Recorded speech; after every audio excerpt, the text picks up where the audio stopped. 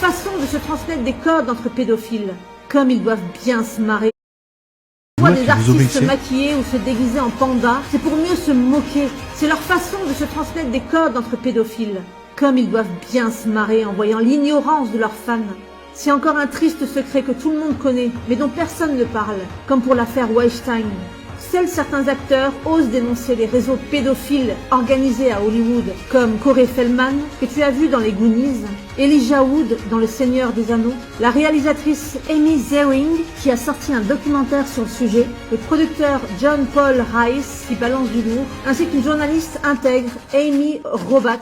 Tu as aussi des témoignages de victimes comme Christine De Nicola ou Dan Lucas, qui est pour l'élite depuis l'âge de 6 ans, ou Tila Tequila, une célébrité de télé-réalité programmée par MK Ultra. Mais celui qui va le plus loin, c'est Mel Gibson, qui explique carrément qu'Hollywood fait des sacrifices d'enfants et récupère leur sang. D'ailleurs, ça lui a coûté cher, puisqu'ils ont tout fait pour détruire sa carrière, en le faisant passer pour un alcoolique, raciste, antisémite.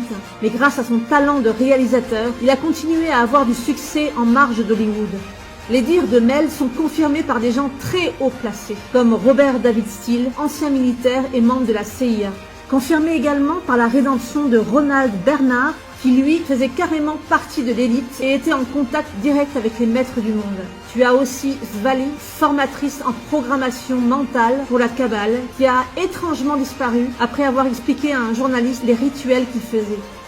Tu l'auras compris, la majorité des stars ne sont pas du côté de la lumière. Elles ont pour mission de programmer nos enfants, nos ados, en les pervertissant, en les envoûtant, en les traumatisant. Tu te rends compte que des gamines de 6 ans commencent à regarder ce genre de clips, idem pour les petits garçons, où on cherche à détruire leur identité masculine. Une fois lobotomisées, elles feront tout pour ressembler à leur idole, comme 2 gouttes d'eau, en mimant leurs faits et gestes, renonçant ainsi à leur propre identité. L'objectif de l'état profond est justement la destruction de toute identité.